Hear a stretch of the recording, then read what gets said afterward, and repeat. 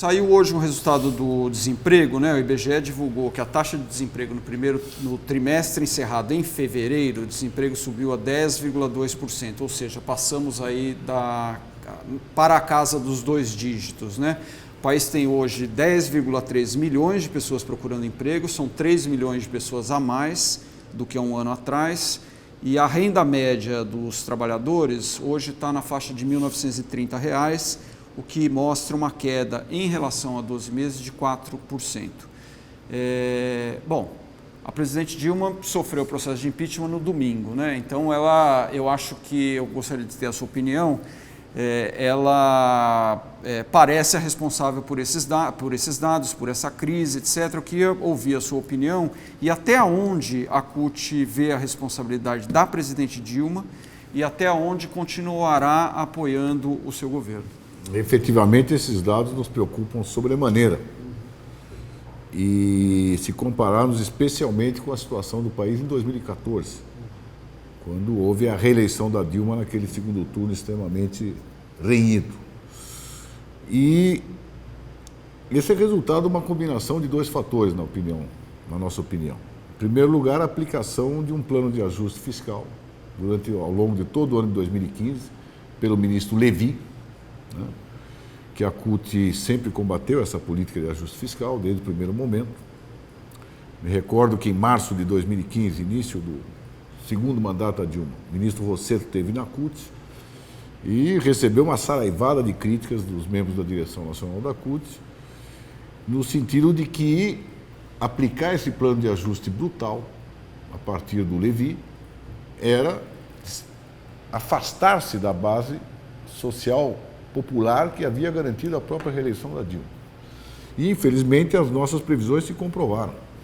Ao longo de todo o ano de 2015, nós vivemos uma situação de recessão que foi se aprofundando e combinada com os efeitos econômicos da própria Operação Lava Jato, que pouca gente se dá conta, mas, evidentemente, que a CUT saúda que o combate à corrupção, que os empresários que fizeram mal feitos em relação à Petrobras devem ser punidos, mas não necessariamente que as empresas deixassem de trabalhar. Então, só no Rio de Janeiro, né, a área da Comperge, por exemplo, perdeu da noite para o dia 50 mil empregos, só no estado do Rio de Janeiro. E com as maiores empreiteiras do Brasil envolvidas na Lava Jato, e perdendo os seus contratos e a possibilidade de manter, né, as suas obras em andamento, isso provocou também um impacto bem negativo na economia. Então, uma combinação de uma política econômica equivocada por parte do governo Dilma, e a CUT sempre se posicionou nesse sentido crítico em relação à política do Levi, com o impacto econômico também da própria Operação Lava Jato. Agora, Júlio, a Dilma tomou a decisão de trazer o Levi para o governo por uma avaliação do próprio governo e da própria presidente de que as contas públicas estavam em uma situação de ruína. Quer dizer, ele foi chamado para fazer um ajuste fiscal. A presidente teria que ser uma masoquista, né, para trazer uma pessoa para dentro do governo para fazer uma ruína em cima da ruína que já existia.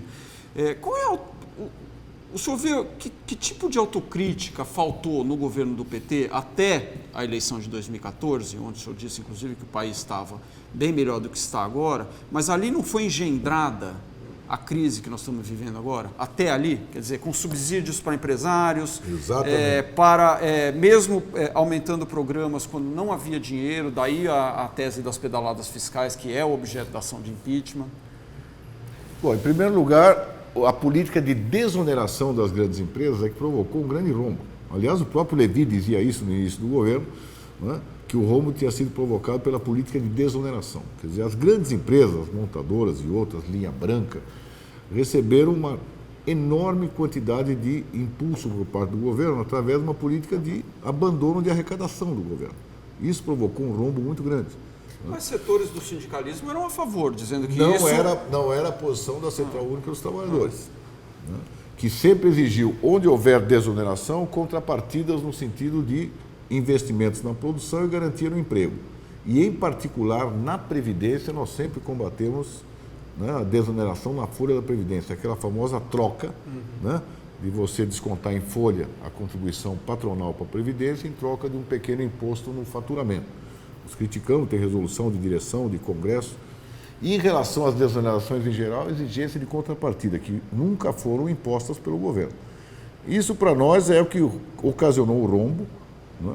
E quando fizemos a campanha da Dilma no segundo turno, em particular de 2014, foi na expectativa de uma mudança de política econômica que viesse no sentido de aprofundar reformas populares que estão pendentes no Brasil até hoje. E me parece que as pedaladas fiscais realmente foi um pretexto utilizado para apear do poder o governo Dilma. Você não concorda com a tese de que crime de responsabilidade, é praticada por governadores e prefeitos em todo o país. Se tratou do quê? De antecipação de receitas que o governo não tinha a partir de empréstimos junto aos bancos públicos, Banco do Brasil em particular, que depois foram pagos. Isso não configura crime de responsabilidade. A gente vai A gente vai até mostrar um gráfico, que é um gráfico que a gente tem mostrado várias vezes aqui, que é o que você pode ver na tela ali, é o gráfico das pedaladas fiscais ao longo dos últimos anos. Isso aí são dados oficiais do próprio Banco Central, mostrando que até o governo Lula II, esse volume de pedaladas, digamos assim, esse adiantamento, né, que é feito pelos bancos oficiais e pelo FGTS para pagamento de programas sociais, que depois o Tesouro cobre esse gasto, ele era mínimo até o governo Lula II. Quer dizer, você vê ali da 0,1% do PIB, essa coluna direita, essa coluna vertical.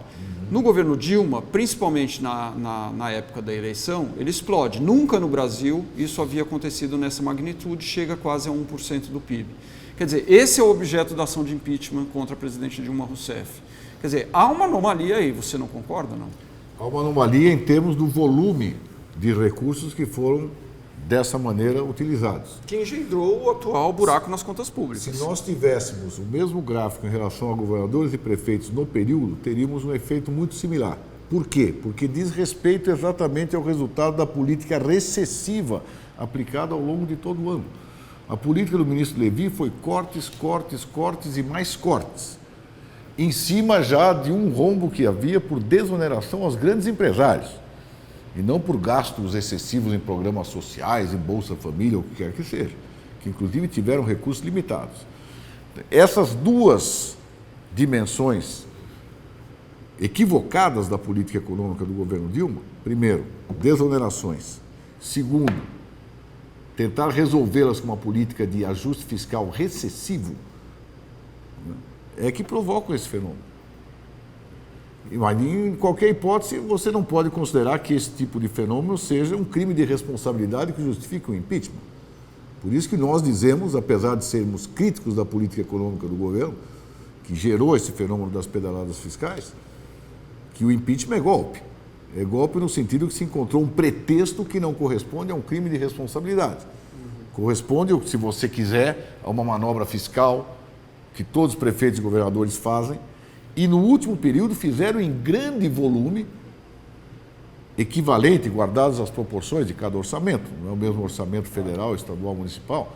Se você verificar as contas do Alckmin no período e as pedaladas fiscais do Alckmin, também foram, em relação a governos anteriores e a períodos anteriores, muito maiores. Por quê? Porque o desequilíbrio aumentou em função da política recessiva do período Levi, que acrescenta, inclusive, Fernando, que nós vimos com grande satisfação e alívio que no final desse ano, 2015, o Levi foi embora. Entretanto, o ministro Barbosa, que assume mais ou menos com o mesmo tipo de política, que para nós está esgotado. Pois é, isso que eu queria perguntar. Um outro bloco aí, que eu gostaria da sua opinião, é a respeito do apoio que a Central Única dos Trabalhadores continua dando ao PT, ao governo Dilma. O senhor está aqui dizendo que foi um golpe, o que ocorreu no domingo. Agora, a presidente Dilma, o senhor colocou aqui, desde o começo do ano passado, mudou o ministro, trocou o ministro de novo no final do ano. O senhor acabou de citar aqui o Nelson Barbosa, que manteve a mesma política. Quer dizer, a CUT não concorda mais com a política da presidente Dilma, que era a política até o impeachment, até a votação do impeachment. E continua apoiando. Qual é a estratégia de vocês com isso? Em primeiro lugar, é preciso saber que a CUT, como central sindical, ela é autônoma em relação a partidos políticos e independente em relação ao governo. Agora, em períodos onde está em disputa projetos para o Brasil, ela toma posição. E ela apoiou efetivamente a reeleição da Dilma, em função do programa apresentado no período eleitoral, que inclusive ajudamos, de certo modo, com as nossas propostas, intervenções e participação, a construir. Combatemos a política econômica. Isso não quer dizer que tudo que o governo faz está equivocado. É evidente que a política econômica tem um peso muito grande, qualquer governo.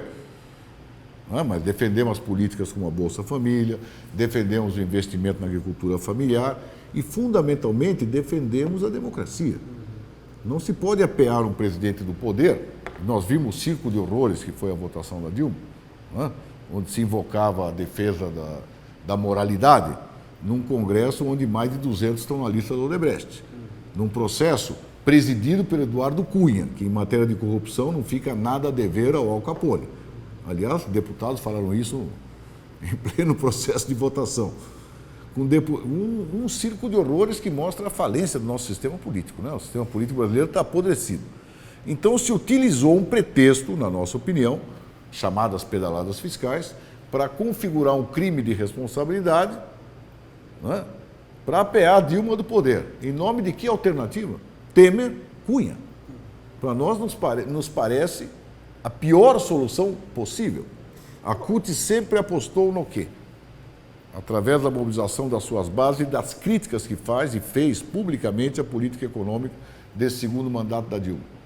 Em retificar a orientação do governo, redução imediata da taxa de juros, proteção da produção industrial aqui no Brasil, proteção dos empregos, alavancar o mercado interno a partir das famosas reformas que não foram realizadas, agrária, urbana, tributária, fazer com que os setores mais privilegiados da sociedade, os ricos, para simplificar para os nossos telespectadores, paguem os custos de uma situação econômica difícil e não os 10 milhões de desempregados que nós estamos vendo hoje.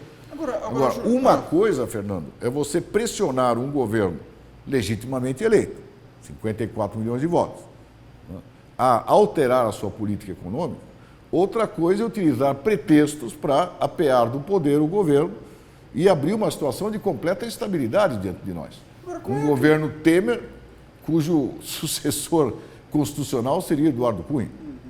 Agora, nesse processo final, para chegar ao domingo, aí, como você disse, o circo de horrores aí no Congresso Nacional, na votação do impeachment, o comportamento dos deputados, etc., a gente teve também um comportamento que eu queria a sua opinião. Na minha opinião, não foi muito republicano também da presidente Dilma. Quer dizer, a gente teve, na antevéspera da votação, na sexta-feira, houve uma publicação de um diário oficial extra, uma edição extra do diário oficial, onde havia mais de 100 nomeações de cargos comissionados para aliados que a presidente buscava que votassem a favor dela.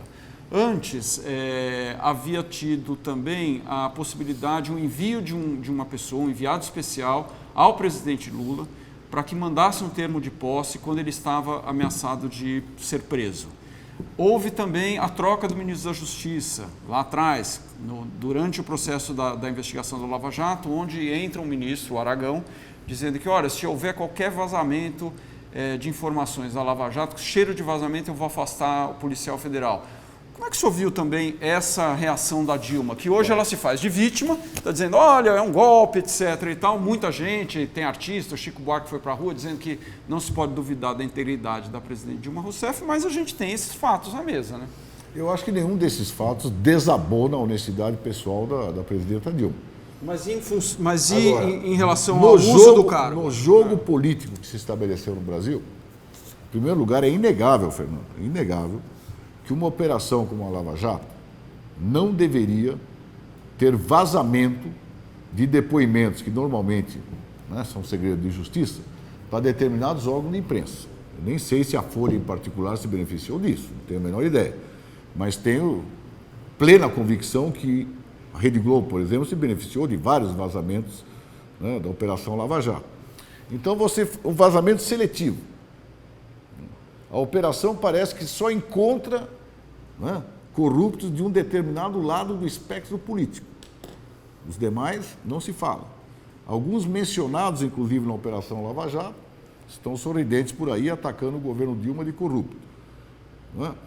Nem a Dilma, nem o Lula são réus em nenhuma operação.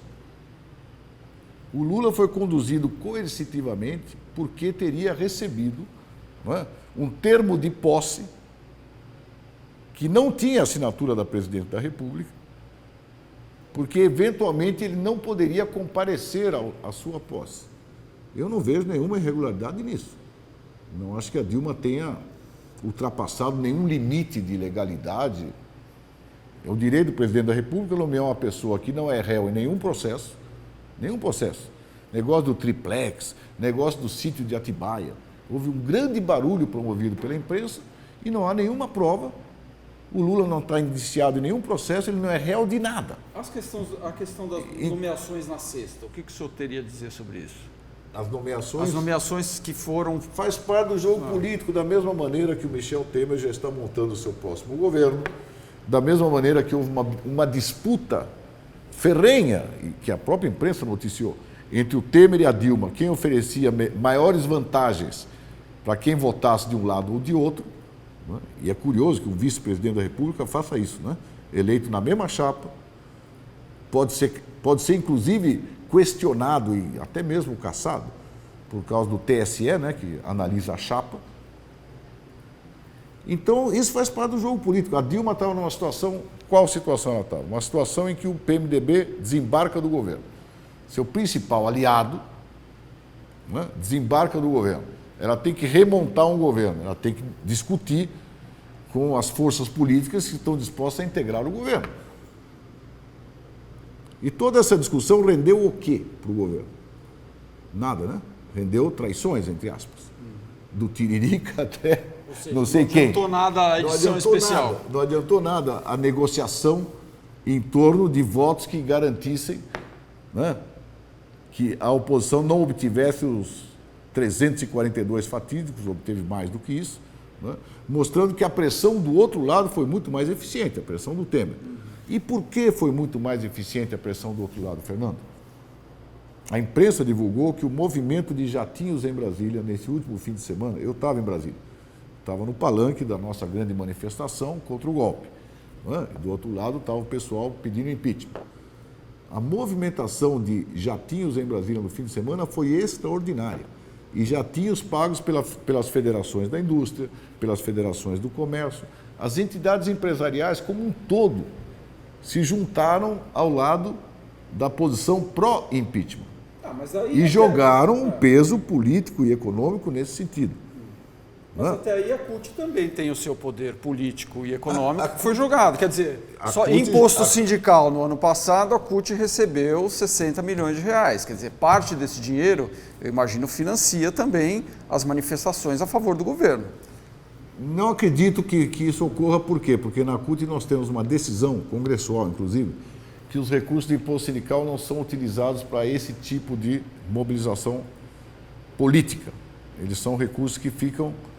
Mas isso a gente não sabe porque a CUT não presta contas publicamente desse dinheiro, né? Se formos suscitados a fazê-lo, faremos com a maior tranquilidade. Então estou pedindo mais uma vez, porque eu já fiz isso para prestar contas para a Folha e não foi aberto. São transparentes. Agora, nós prestamos conta aos poderes constituídos. Se o TCU vier pedir contas, vamos prestar contas. Agora, a Fiesp é uma entidade empresarial. Os patrões também têm imposto sindical. Então, o pato da Fiesp, o sanduíche de filé mignon que a Fiesp distribui aos manifestantes acampados na porta da Fiesp. De mortadela, me diz. Pois é, se o da CUT é de mortadela, o da Fiesp é de filé mignon. Né? E isso virou até um folclore político, né? O sanduíche de mortadela e o sanduíche de filé mignon. Não sei se o senhor chegou a ver o mortadelão. O sanduíche de filé mignon que a Fiesp distribui. Então, aqui nós temos claramente, por trás das aparências, nós temos o quê? Nós temos um conflito de interesses. Os interesses que a CUT representa não são os mesmos que a Fiesp representa. Aliás, são interesses contraditórios. Nós representamos os interesses do assalariado. A Fiesp representa dos empresários. Não acreditamos em conto da carochinha, né, de que empresários e trabalhadores têm o mesmo interesse. Achamos que eles são contraditórios. É isso que fundamenta a existência de uma organização sindical. Ela existe para defender salários e direitos dos trabalhadores diante dos empregadores, dos capitalistas. E eles tomaram claramente uma posição. É necessário se livrar desse governo, né? Um governo que ao mesmo tempo que não satisfaz aos interesses da CUT. A CUT foi muito crítica em relação à política econômica em particular. Mas acho que, do ponto de vista da democracia, esse governo tem um mandato a ser cumprido até 2018 e o papel que nós temos que fazer é pressão social para que o governo mude de política. Faça finalmente reforma agrária. A Dilma finalmente deu uma boa sinalização, né, ao iniciar um processo de desapropriação para a reforma agrária, naquela famosa cerimônia que a imprensa disse que o nosso companheiro da CONTAG, o Aristides, né, teria convocado a insurreição ou coisa parecida, quando ele simplesmente... Agora, Júlio, deixa eu lhe perguntar uma coisa.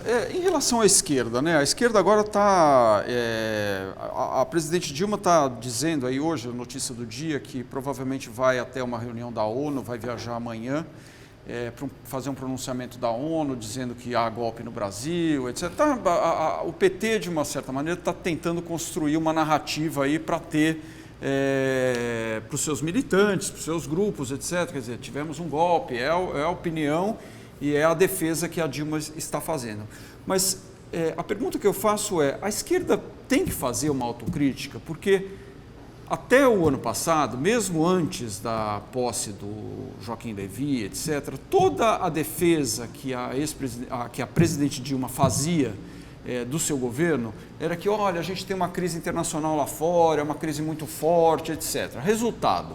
O Brasil, ano passado, teve um PIB caindo 3,8%, o mundo cresceu 3,2%, um país muito parecido com o Brasil, que é o México, cresceu 2,5%.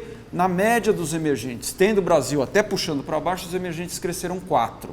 Quer dizer, não está um pouco gasta já esse argumento de que é uma crise externa, esse inimigo externo, esse problema externo? Qual é, na sua opinião, a autocrítica que a esquerda deveria fazer aqui dentro, tanto do ponto de vista econômico quanto político? Pode ser que a esquerda fique agora aí num período de deserto, né? Vacas magras, etc., se a Dilma de fato sair do poder. Bom, em primeiro lugar, nós achamos que o processo ainda está em jogo, que a Dilma deve permanecer na presidência da República o tempo que for necessário, até o final do eventual processo de impeachment que o Senado vai julgar, que não deve renunciar, né? Porque há toda uma discussão, não, renunciar, convocar novas eleições. A própria Folha de São Paulo colocou editorial, nem Dilma, nem Temer, eleições presidenciais. Só lembrando, 60% da população gostaria que ela renunciasse, ela e o Temer. Posição oficial da Folha, né, em editorial. Nós achamos que deve ser respeitado o mandato da Dilma, vamos continuar mobilizando a nossa base social e os nossos parceiros, não é só o sindicalismo, hein? Você mesmo citou Chico Buarque, eu citaria que uma grande parte da intelectualidade, né, uma grande parte da universidade, uma grande parte do mundo jurídico está denunciando esse impeachment sem crime de responsabilidade como um golpe institucional, um golpe branco, né? E vai muito além da zona de influência da CUT, o movimento contrário ao impeachment, vai muito além. Os grandes atos de massa que tiverem em todo o Brasil vão além da possibilidade de mobilização da CUT. Agora, ao mesmo tempo, se você pegar a resolução do Diretório Nacional do PT reunido ontem aqui em São Paulo, a CUT não é o PT, insisto, hein? O PT é um partido político, a CUT é uma central sindical. Mas a esquerda, o PT é uma referência. Tem uma frase da resolução que fala diretamente disso: estamos fazendo autocrítica na prática. Né? Hoje eu estava na reunião da Frente Brasil Popular, antes de aceitar o convite de vocês para vir aqui à TV Folha. Estava o presidente Rui Falcão do PT. A Frente Brasil Popular reúne mais de uma centena de entidades nacionais, Movimento Sem Terra, partidos políticos, PT, PDT, PCdoB, Roberto Amaral do PSB, personalidades democráticas, etc. E o Rui Falcão reiterou essa resolução do PT, fazendo autocrítica no sentido de que deixamos de fazer as reformas estruturais necessárias para mudar a fisionomia do país de maneira definitiva. Agora, impacto negativo do cenário internacional existe, a crise mundial continua. Obviamente, como eu já disse anteriormente, esse impacto negativo da conjuntura internacional, que provoca a greve geral na França no dia 31 de março, provoca o drama dos imigrantes na Europa, né? Provoca uma situação de paralisia econômica nos Estados Unidos, e até a sucessão americana está curiosa, né? Com Donald Trump de um lado e Bernie Sanders do outro, demonstrando que há uma crise também na elite política dos Estados Unidos diante da enorme crise que vive o planeta, mas obviamente que no Brasil houve a combinação desses dois elementos. Uma política econômica equivocada do Levy. E da Dilma, não? Foi a Dilma que nomeou o Levy. Não, mas e antes do Levy? Antes, o problema da desoneração. O problema da desoneração criou o rombo enorme que o Levy tentou resolver com corte, provocando uma recessão. E a situação do empresariado, que deixa de investir nessa situação. O mercado não é algo sobrenatural. O mercado são os empresários, que deixam de investir diante da instabilidade do cenário, ainda mais com os impactos da Lava Jato, que deixaram os empresários tudo de orelha em pé também, que os grandes empreiteiros estão em cana, estão perseguidos, estão na delação premiada. Isso provoca o quê? Uma insegurança do empresário de investir. Travando as inversões, é o que acontece? Desemprego, diminui a produção e um clima de crise política, crise econômica se retroalimentando ambas. Esse é o drama do Brasil. As duas crises se interpenetram, a política e a econômica. Qual vai ser a estratégia, Júlio, no dia a dia da Agora, CUT? autocrítica, para não deixar sem resposta. Desculpe. O PT fala em autocrítica e a CUT, obviamente, critica o governo, né, pela política econômica e, diante da nova situação aberta, o que nós sugerimos, Central Única dos Trabalhadores? Que a Dilma imediatamente, a Dilma continua presidente da República, ela ainda não foi empichada. O que o Congresso votou foi a admissibilidade do pedido de impeachment e agora o Senado vai julgar. Portanto, a Dilma deveria imediatamente reconstituir o seu ministério com base nas forças políticas que votaram não, com base em personalidades do mundo político brasileiro e adotar de imediato medidas de impacto da economia. Por exemplo? Queda imediata da taxa de juros. Mas ela já tentou fazer isso em 2011, 2012, 2013, a inflação explodiu. Com a taxa de juro recorde que tem no Brasil, que empresário vai investir na produção? Prefere deixar seu dinheiro na especulação. Não foi a redução na taxa de juros que acelerou a economia e levou a uma inflação de 10% até 12 meses atrás? Não é a análise que fazemos na CUT.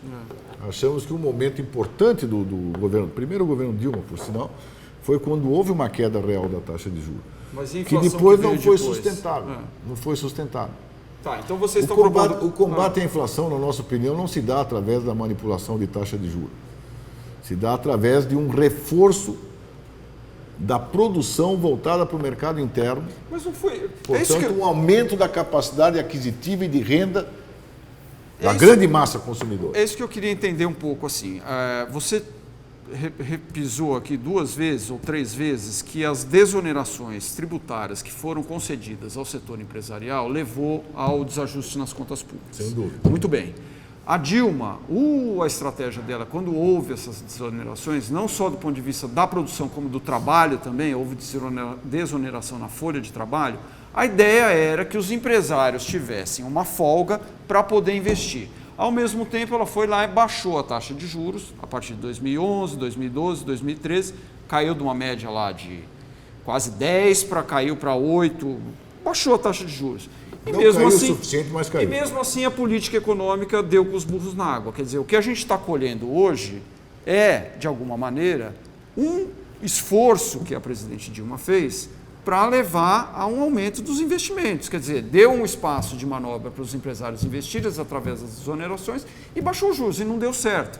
Quer dizer, muita gente dizia, olha, ela foi contra as forças de mercado.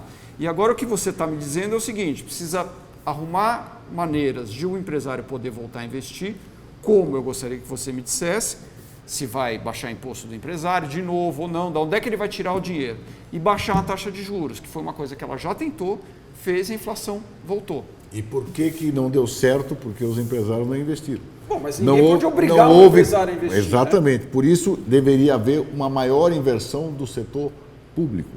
Mas o setor público está quebrado, Júlio. Particular. Só está quebrado se você considera que é obrigado a fazer o famoso superávit primário nas contas.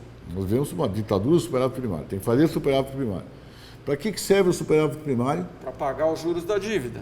Para quem? Quem são os detentores dos títulos da dívida pública? São as pessoas que têm dinheiro aplicado no banco. Quem são essas pessoas? São os trabalhadores? São os brasileiros. Não, se você tem uma... São os grandes bancos, são os grandes especuladores, que escapam, em geral, de pagar impostos, porque tem uma série de benefícios. Mas qual seria a solução? É deixar de pagar isso, não? Não, a solução seria não ter o superávit primário como norte da economia, isso que a CUT sustenta. Abaixo a ditadura do superávit primário, por assim dizer. Não é? Aliás, o superávit primário existe no Brasil e mais 3 ou 4 países do mundo. Né? Nas grandes potências do mundo não existe essa política do superávit primário. Quer dizer, um dinheiro que você economiza no orçamento para pagar juros da dívida pública. Mas você há de concordar que se não houver superávit primário e não for pago o juro da dívida, a dívida vai aumentar. Você pode pagar os juros da dívida sem necessariamente estabelecer uma meta, porque você deve priorizar o quê? O funcionamento da economia, do mercado interno, do poder aquisitivo da população, que é quem faz a roda da economia se mover. Mas se o empresário está olhando, que é a questão aqui, nós estamos falando de confiança, né? Quer dizer, o empresário, como a gente concorda, que ele não é obrigado a tirar o dinheiro do banco e ir lá investir na produção. Ele faz o que ele quiser com o dinheiro dele. Claro, pode jogar na especulação, pode botar num paraíso fiscal. O que ele quiser. Inclusive tem o Panama Papers aí mostrando que tem gente que manda embora. Que, aliás, não tem ninguém do PT no Panama Papers. Mas o que eu queria perguntar... Tem de vários outros partidos, 7. O que eu queria a sua análise é o seguinte. Hoje a gente tem uma situação em que o empresário, não sei se você concorda comigo, ele não investe porque ele tem um temor de que as contas do governo, elas estão numa situação de ruína. Quer dizer, por que eu vou botar dinheiro numa economia onde o governo não tem capacidade de se financiar? Logo, para o governo mostrar que tem capacidade para se financiar, ele precisa fazer um superávit primário. Quer dizer, o empresário ele espera que haja alguma sustentabilidade na dívida pública brasileira para que ele volte a investir. Então a gente está num dilema que eu não sei, eu gostaria que você me explicasse um pouco melhor como é que a gente poderia sair dele sem fazer superávit primário, por exemplo. Do nosso ponto de vista, veja bem, fazer o superávit primário ou não é o que determina se a economia vai funcionar bem ou não. Então há um cenário internacional desfavorável, é verdade. Nós devemos reforçar o mercado interno. O Brasil é um país de 200 milhões de habitantes, não é um pequeno país, Honduras, Paraguai, Uruguai, sem nenhum demérito, que tem mercados domésticos muito frágeis, que dependem absolutamente do mercado internacional. O Brasil tem um enorme potencial interno para crescer. No Brasil há muita coisa ainda a ser feita, obras de infraestrutura, obras de saneamento básico. Isso necessita investimento público também. Mas o público, de novo, o investimento público não pode estar amarrado à exigência de honrar dívidas com credores de títulos públicos. Isso deve ser não a atividade prioritária da política econômica. A atividade prioritária da política econômica deve ser a manutenção do emprego e tem que haver um protagonismo do investimento público, inclusive para atrair o capital privado. Você lembrou do período em que caiu a taxa de juros. Como é que caiu a taxa de juros? Porque os bancos públicos, Banco do Brasil e Caixa, diminuíram a taxa de juros e forçaram, de certo modo, os bancos privados a acompanhar. Então, para haver uma retomada econômica, precisa de investimento público. E esse dinheiro só não existe se você traçar metas de superávit fiscal, que é tirar dinheiro do orçamento para honrar a dívida, que prejudica esse investimento público. Mas hoje o caso não é nem de superávit, o Brasil não está fazendo superávit primário. O Brasil está em déficit. Mas aí a gente tem um déficit de 130 bilhões. É o resultado da combinação perversa de uma política econômica que, num primeiro momento, dá muita desoneração para os empresários e não há contrapartida em termos de investimento, em termos de garantia de emprego. Um segundo momento, uma política de ajuste fiscal brutal, que não fica nada a dever aos planos da Troika na Europa, né? O Banco Central Europeu e tal, que levaram a crises como a da Grécia. Corte de tudo que é investimento, redução de aposentadoria, Na Grécia caiu 35% o poder aquisitivo do salário do servidor público. Né? Fica nada a dever essas políticas brutais de provocar o combate à inflação. A inflação está caindo, Fernando. Claro, o organismo está quase... A febre baixou, o organismo está debilitado. A recessão provoca a queda da inflação. Infelizmente, foi essa a política adotada no período Levy. O novo ministro já assume no momento em que a crise está aguda, né? No momento em que a crise está... Mas então vamos lá. Então nós temos uma espiral que uma coisa alimenta a outra. Os empresários não investem também porque eles querem se livrar do governo Dilma. Porque senão Bom, mas aí é um direito de cada um, né? Quer dizer, mas é uma operação política deixa eu também lhe do perguntar empresariado. uma coisa, se a Por CUT que a Fiesp, a Firjan, todas as federações industriais, a CNI, a CNA, todas tomaram posição? Pelo impeachment, no caso.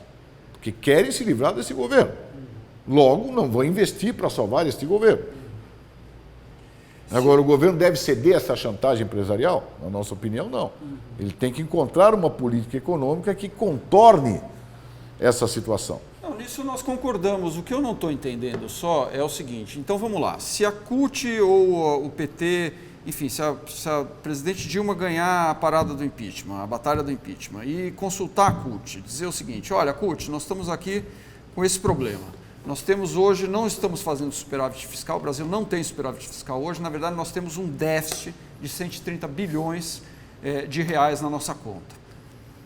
Vamos lá, vamos esquecer o passado, vamos olhar para a fotografia do momento. Nós temos um buraco nas contas de 130 bilhões de reais que não está sendo pago e a gente não consegue gerar um superávit para pagá-lo. Não temos dinheiro para investimento público, porque nós temos uma dívida de 130 bilhões. O que o senhor sugeriria ou a CUT sugeriria? A aplicação imediata de um programa emergencial, que aliás foi elaborado por mais de 150 economistas que se reuniram ao redor dessa Frente Brasil Popular que acabei de mencionar, que está tendo reunião nesse momento aqui em São Paulo, né, com uma série de propostas de uma política econômica emergencial para sair dessa crise aguda. Em primeiro lugar, insisto, é a redução da taxa de juros. Segundo lugar, é uma política de investimento público em infraestrutura, que é o que gera... de 130 bi, mas aí tem o déficit. Mas aí tem o déficit. Mas se você aumenta o déficit, então. Se você não retoma a produção econômica, se mas continua nessa maresia, esse déficit nunca vai ser... Mas espera aí, então no curto prazo o senhor é a favor de aumento do déficit? No curto prazo, a única maneira de você sair do fundo do poço é você retomar a atividade econômica. E isso tem que aumentar o déficit. Não tem outra saída. Que mais? Não tem outra saída. A partir daí, ao reduzir a taxa de juros, você penaliza o capital especulativo, só quer ganhar sem investir na produção. Ao sinalizar investimento público em obras de infraestrutura, que são necessárias, um país como o Brasil, está faltando tudo, ainda está faltando tudo, não é? Desde o saneamento básico até a escola pública, tudo, que gera emprego e medidas de proteção do emprego, e em taxação forte daquele 1% da população brasileira, 1%, Fernando, você sabe melhor do que eu, que nada em dinheiro e não tem nenhuma responsabilidade social. Rentistas, grandes fortunas, pessoal que tem conta na Suíça, começar pelo Cunha, pessoal que tem conta nas Ilhas Caimã, pessoal que está no Panama Papers. Aqui nós temos uma quantidade enorme de recursos que podem ser revertidos em favor do povo que está perdendo emprego. Nenhuma organização sindical fica satisfeita numa situação de 10 milhões de desempregados. E a alternativa para que essas pessoas voltem a ter emprego é investimento. Se não vem do setor privado, é investimento público. Vai aumentar no curto prazo dívida pública? Pode ser, mas no médio prazo dá uma saída, uma perspectiva de recuperação econômica para a nação. Agora, tudo isso está entrelaçado, amarrado com a crise política. Uma alimenta a outra. Eu não minimizaria, Fernando, os impactos econômicos da Lava Jato, são muito grandes. Sim. Há economistas, inclusive, que disseram que o menos 3,8% de queda do PIB que está previsto, quase 2% tem a ver com a paralisia das grandes empreiteiras. Vocês da CUT estão defendendo as grandes empreiteiras? Não. Mas nós não entendemos por que um executivo que cometeu alguma tropelia, ao ser preso, a empresa toda tem que parar, porque quem paga a conta são os trabalhadores da empresa que vão para a rua. Então nós somos favoráveis a esses acordos de leniência, mas tudo isso está paralisado em função da crise política. Júlio, o nosso tempo está chegando ao final. Eu queria fazer mais uma pergunta para você em relação às ações que a CUT pretende fazer efetivas aí em relação ao processo de impeachment, né? A gente teve até aqui na semana passada o líder do MTST, o Guilherme Boulos, que disse Colunista da Folha? Colunista da Folha, exato. A Folha é um jornal eclético. Ele prometeu fazer uma série de invasões pelo país, etc., paralisações, caso o processo de impeachment venha efetivamente a ser aprovado, né? A CUT vai na mesma linha? Qual será a estratégia? E uma segunda, queria que o senhor emendasse também, por favor. Como é que vai ser a estratégia política aí nos próximos meses, né? Tendo em vista a eleição de 2018, se o Lula é um bom candidato, como é que a esquerda vai se posicionar aí? Primeiro, no curto prazo, como é que a CUT age pós-impeachment e olhando um pouco para 2018, tendo o Lula aí como o líder da esquerda ainda. A né? nossa prioridade imediata, obviamente, o telespectador deve ter visto, né, em coerência com o que eu tenho dito aqui, é buscar barrar esse processo de impeachment que consideramos anticonstitucional, um golpe branco, por assim dizer, um golpe institucional. Né? Tal como foi aplicado no Paraguai contra o Lugo, em outros países. Parece que ultimamente virou moda esse tipo de golpe institucional, por dentro das instituições. Né? Agora, nós estamos debatendo com os nossos parceiros da Frente Brasil Popular, da Frente Povo Sem Medo, onde participa o movimento do Boulos também. Aliás, ambas estão reunidas na tarde de hoje. Né? Um calendário de mobilizações até o momento que se prevê, entre 11 e 17 de maio, né? Isso. Que será o voto de admissibilidade do impeachment no Senado. A primeira medida é fazer Nesse período, até lá. A primeira medida é fazer um 1º de maio de luta e de mobilização em todo o país. Esse 1º de maio desse ano vai bombar. Nós vamos mobilizar toda a nossa base social, explicando o que está por trás do golpe, do que nós chamamos de golpe, né, Fernando? Você não é obrigado a concordar comigo, obviamente. Por quê? Porque para nós está extremamente claro quais são as forças sociais que estão por trás do intento de abreviar o mandato da Dilma, digamos assim, né? E o programa que vai ser aplicado. Porque o Temer já está anunciando, para quem quiser ouvir, que o programa é a ponte para o futuro, entre aspas, que nós chamamos de pinguela para o passado. Né? O que é, gente? É flexibilização do direito trabalhista, está anunciado, é ampliação da terceirização em todos os níveis, é uma nova rodada de privatizações do que sobrou, né, de empresa pública, é abrir o regime de exploração do pré-sal para o regime, não de partilha, que é o atual, para o regime de concessão, que beneficia as multinacionais, com o argumento que a Petrobras está ferrada por causa da corrupção, então não tem recursos para garantir o pré-sal. Então, é uma volta, né, ao programa do Aécio nas eleições. É isso que pretende o Temer, se ele vier a emplacar a presidência da República. Então tem uma série de manifestações. Então nós vamos para a nossa base, fábrica por fábrica, escola por escola, banco por banco, explicando aos nossos companheiros. Trabalhadores, esse golpe não é só contra Dilma, o Lula ou quem quer que seja. Esse golpe vai atingir os seus direitos. Portanto, você está diretamente concernido por essa situação. Sim. E vamos fazer um grande 1º de maio de massa. A partir daí, pensamos em fazer paralisação nacional no momento de votação no Senado, dias antes, para alertar os senadores de que é um grande movimento. Mas isso é o quê? Uma greve?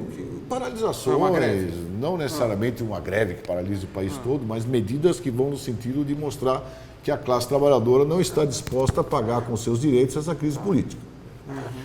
Caso a Dilma seja efetivamente impedida de continuar a exercer a presidência da República, cargo para o qual foi eleita, né, nós vamos ter que estudar outras possibilidades. Né? Dificilmente, aliás, já afirmamos isso na própria noite do dia 17 de abril, quando foi pronunciado o voto 342, nós interrompemos a transmissão do telão, que continuou, né, até o 358, não é isso, Fernando? Isso. E imediatamente dissemos, pessoal, nós vamos sair daqui para combater o golpe agora no Senado. E atenção, vai ser na mobilização. E a mobilização implica utilizar os métodos que são os métodos nossos, que nós temos. É greve, mobilização, ato político, ocupar as ruas, fazer pressão. E cobramos desde já do governo Dilma que monte um novo ministério, convidando todos aqueles que votaram não ao golpe a constituir esse novo ministério, se aceitarão ou não, cabe a cada um, né? Por exemplo, o PSOL, na nossa opinião da CUT, deveria estar no novo Ministério da Dilma. Se o PSOL vai aceitar ou não, problema dele. Né? De modo a reforçar a trincheira antigolpe. Se perdermos essa batalha, não perdemos a guerra ainda, porque dificilmente o governo Temer vai ter algum nível de legitimidade. Basta ver as pesquisas que a própria Datafolha faz. Mesmo o pessoal que é favorável ao impeachment, não confia no Temer. Quer dizer, a ideia é então fazer É desgastar o governo Temer. É continuar com uma não ao oposição golpe, permanente ao governo Temer. Fora Temer. E se tiver que haver eleições, outra coisa que ficou claríssima, qual é? Isso qualquer um de nós vai independente da posição ideológica política, é a falência do sistema político brasileiro. Com esse Congresso Nacional, com a cara que ele tem, é impossível a gente avançar politicamente no Brasil.